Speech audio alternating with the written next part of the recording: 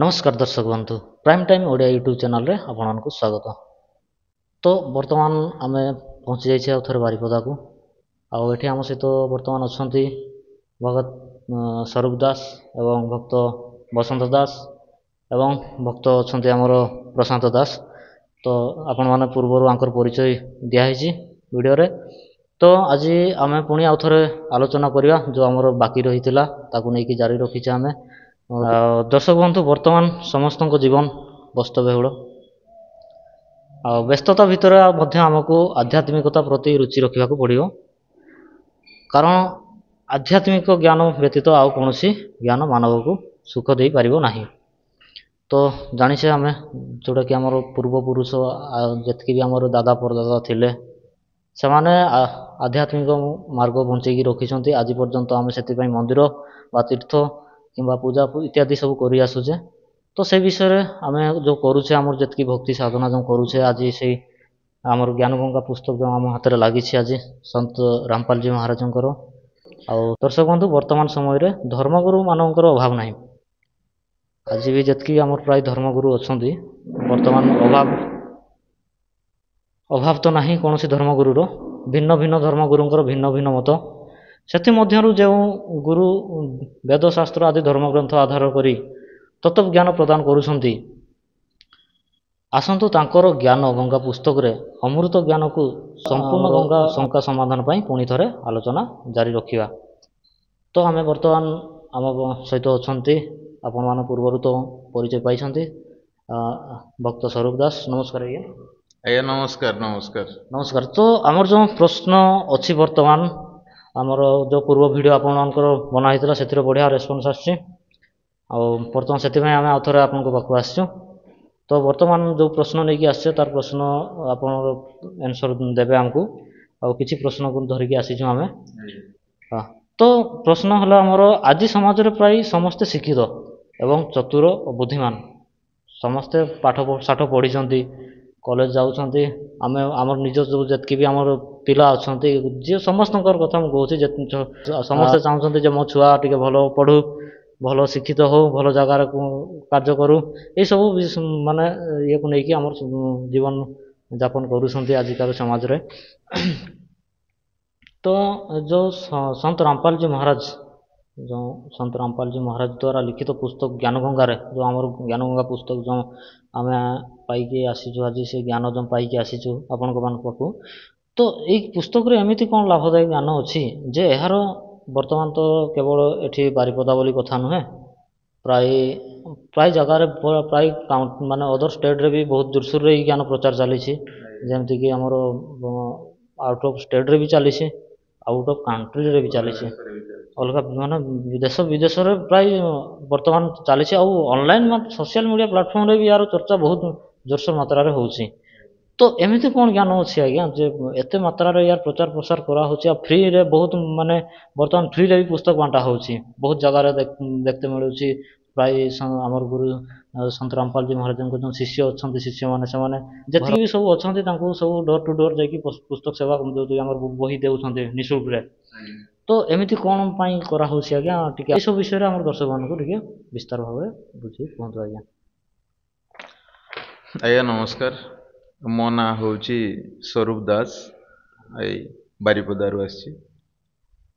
आज्ञा आमर गुरु आमर गुरुदेव आमको जो ज्ञान दे आम जी अल्प अल्प जी भी ज्ञान पाइछु आम सत्संग माध्यम गुरुजी जो पुस्तक रही ज्ञान गंगा गीता तर ज्ञान अमृत जीवनर मार्ग ये जो पुस्तक सब एवं माने समाज रे मुख्य माने चर्चार विषय पलटि जे लोक मैंने कहीं ये बही को एते श्रद्धार सह किणुचंती नौचंती माने बही रे सेमिति कौन एमिति लेखा अछि जे समस्तंकर हृदय को किणी नौची।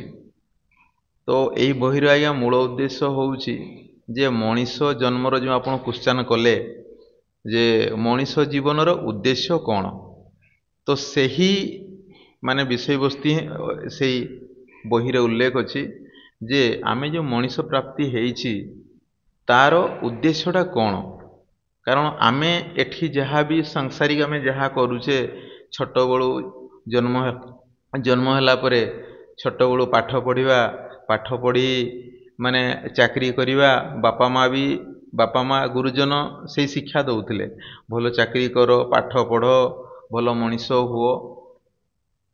ତ ଏଇଆ ସମସ୍ତେ ଗୁରୁଜନମାନେ ଶିକ୍ଷା ଦେଉଥିଲେ।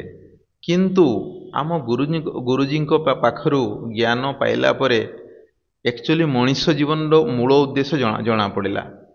କାରଣ ଏଠି ଆମେ ଯାହା ବି ଆମେ କ୍ରିୟାକର୍ମ ଆଗରୁ ଆମେ କରିଆସୁଥିଲୁ ବା ଏବେ କରୁଛୁ, ଯେ ଯେମିତିକି କହିଲି ମାନେ ପାଠ ପଢ଼ିବା, ଚାକିରି କରିବା, ତାପରେ ଘର ସଂସାର କରିବା, ପୁଣି ପିଲାଛୁଆଙ୍କୁ ବଡ଼ କରିବା, ସେମାନଙ୍କୁ ମାନେ ଭଲ ଚାକିରି କରିବା କିମ୍ବା ଭଲ ଘର ଦେଖିକି ବାହାଘର କରିବା, ଏଇ ଯେଉଁ ଆମର ସମସ୍ତଙ୍କର ମନରେ ଥିଲା। ତାପରେ ଆମେ ଭାବୁଥିଲେ ଆମର କର୍ତ୍ତବ୍ୟ ସରିଗଲା, ଆଉ କିଛି କାମ ନାହିଁ। ତ ଆମ ଗୁରୁଜୀ କହୁଛନ୍ତି ତ ଏଇଗୁଡ଼ା ତ ପଶୁ ପକ୍ଷୀମାନେ ବି କରୁଛନ୍ତି। ସମାଜରେ ଆପଣ ଦେଖନ୍ତୁ, ସେ ଯିଏ ପଶୁ ପକ୍ଷୀ ସେ ତାର କ'ଣ ଛୁଆକୁ ମାନେ ଆଣିକି ଖାଦ୍ୟ ଦେଉନି, ସିଏ କ'ଣ ଲାଳନ ପାଳନ କରି ବଡ଼ କରୁନି, ତାକୁ କ'ଣ ସ୍ନେହ ଦେଉନି? ତ ତାହେଲେ ତୁମେ ମଣିଷ ଜନ୍ମ ହେଇକିରି ଅଧିକା ତୁମେ କ'ଣ କଲ? ତୁମେ ତ ସେ ତାଙ୍କ ସହିତ ସମାନ ହେଇଗଲ। ତ ଯେଉଁ ମଣିଷ ଜନ୍ମର ଯେଉଁ ମୂଳ ଉଦ୍ଦେଶ୍ୟ ରହିଛି, ତ ସେଇଟା ହେଉଛି ମୋକ୍ଷ ପ୍ରାପ୍ତି। ତ ମୋକ୍ଷ ପ୍ରାପ୍ତି କ'ଣ ଆଜ୍ଞା? ନା ସିଏ ହେଉଛି ଆମେ ଏଇ ସଂସାରକୁ ଆଉ ଏ ଦୁଃଖ କଷ୍ଟ ଜଞ୍ଜାଳକୁ ଆଉ ଆସିବାନି। କାରଣ ଏଇଠି ଦେଖନ୍ତୁ ଆଜ୍ଞା, ବ୍ରହ୍ମାଣ୍ଡରେ କେହି ବି ସୁଖୀ ନାହାନ୍ତି। ଆପଣ ଯେତେ ବଡ଼ ଧନୀ ହୁଅନ୍ତୁ, ଯେତେ ଗରିବ ହୁଅନ୍ତୁ, କେହି ବି ସୁଖୀ ଏଠି ନାହାନ୍ତି। ତ ଆମ ଗୁରୁଜୀଙ୍କ ଜ୍ଞାନରୁ ଆମେ ପ୍ରମାଣ ସହ ଆମେ ପାଇଲୁ ଯେ ଏଠି ବ୍ରହ୍ମା ବିଷ୍ଣୁ ମହେଶ୍ୱର ବି ସୁଖୀ ନାହାନ୍ତି। ତାହେଲେ ଆମେ କେମିତି ସୁଖୀ ହେବା? ତେଣୁକରି ଗୋଟେ ହିଁ ଯେଉଁଟା ଆପଣଙ୍କର ମାନେ ଗୋଟେ ଜାଗାରେ ହିଁ ସୁଖ ଅଛି, ଯେଉଁଟା ଆମ ଗୁରୁଜୀଙ୍କ ଜ୍ଞାନରୁ ଆମେ ଜାଣିବାକୁ ପାଇଲୁ। ତ ସିଏ ହେଉଛି ଯେଉଁଟା ସନାତନ ଧାମ, ଆଉ ଯେଉଁଟା ଆପଣଙ୍କର ମାନେ ସତଲୋକ ବୋଲି ଗୁରୁଜୀ ଆମ କହୁଛନ୍ତି, ସନାତନ ପରମ ଧାମ। ଆମେ ଯଦି ସେଇଠିକି ଯାଇପାରିବା ତାହେଲେ ଆମର ମାନେ ମଣିଷ ଜୀବନଟା ସଫଳ ହେବ ବା ଆମେ କଲ୍ୟାଣ ହେଇପାରିବ।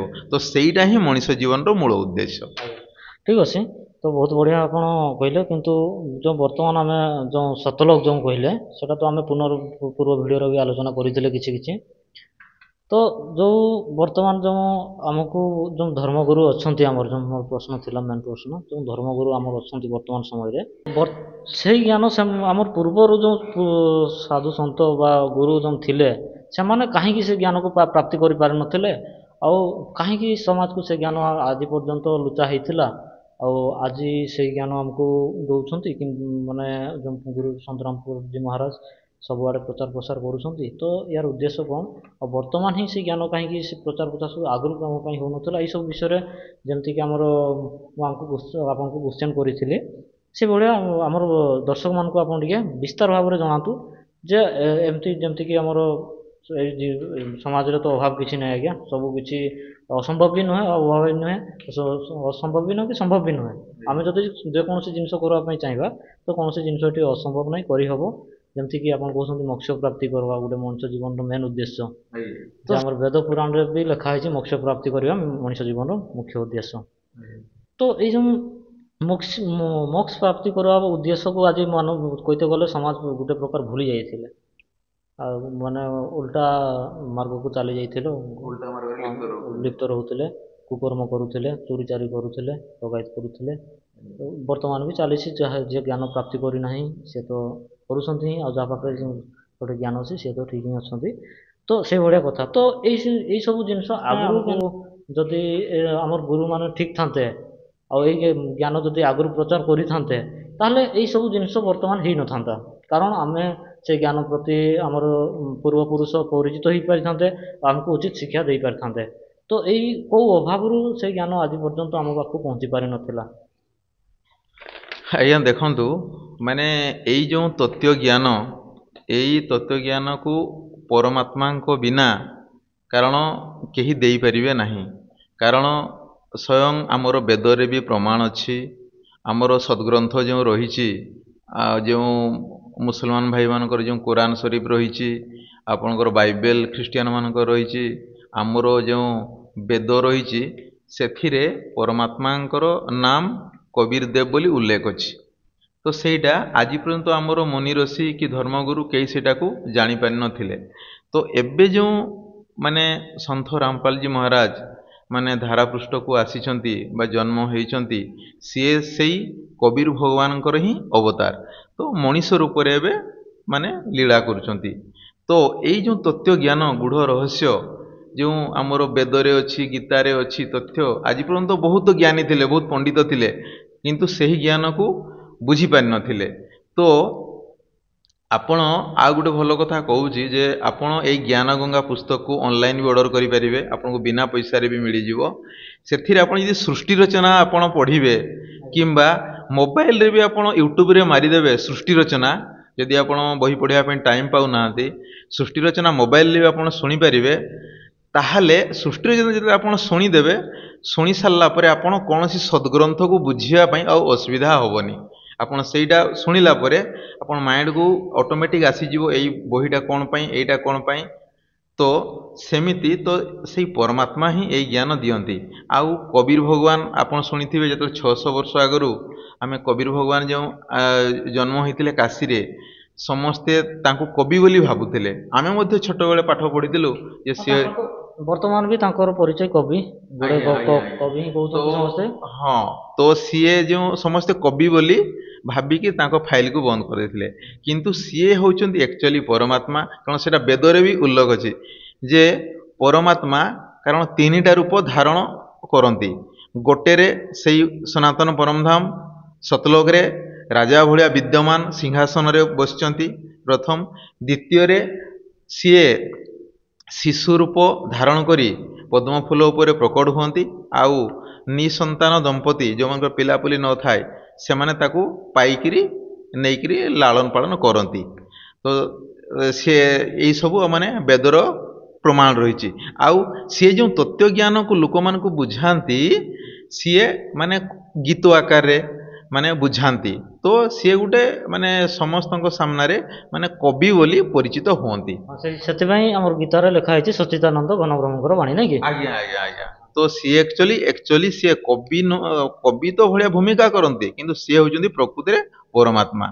ତ ଏବେ ବି ଯେଉଁ ଆସିଛନ୍ତି ସନ୍ଥ ରାମପାଲଜୀ ମହାରାଜ, ତାଙ୍କର ଅବତାର। ତ ସିଏ ଏଇ ଜ୍ଞାନକୁ ତାଙ୍କର ପୁସ୍ତକ ମାଧ୍ୟମରେ ଜନସାଧାରଣଙ୍କୁ ସବୁ ଦଉଛନ୍ତି। ୟା ପଢ଼ିଲେ ଆପଣ ଥରେ ଆପଣ ପଢ଼ିଲେ କାରଣ ବାରମ୍ବାର ପଢ଼ିବା ପାଇଁ ଇଚ୍ଛା ହେବ, ଏଥିରେ ଏମିତି ଗୂଢ଼ ରହସ୍ୟ ରହିଛି। ଠିକ୍ ଅଛି, ବହୁତ ବଢ଼ିଆ। ତ ବହୁତ ବଢ଼ିଆ ଆନ୍ସର୍ ଦେଲେ ଆମର ଭଗତ ସ୍ୱରୂପ ଦାସ। ଆଉ ଯେମିତିକି କହିଲେ ସେମାନେ, ତ ଆମେ ଆମର ଦର୍ଶକ ବନ୍ଧୁକୁ ପ୍ରାର୍ଥନା କରିବି ଯେ ସେମାନେ ବୁଝିବା ପାଇଁ ଚେଷ୍ଟା କରନ୍ତୁ। ଆମର ବେଦ ପୁରାଣ ଯେଉଁ ଅଛି ତାଙ୍କୁ ପଢ଼ନ୍ତୁ, ଆଉ ଯାହା କିଛି ବେଦରେ ଲେଖା ହେଇଛି ତାଙ୍କୁ ବୁଝିବା ପାଇଁ ଚେଷ୍ଟା କରନ୍ତୁ। କାରଣ ଆଜିକାଲି ବର୍ତ୍ତମାନ ସବୁ ଶିକ୍ଷିତ ପ୍ରାୟ।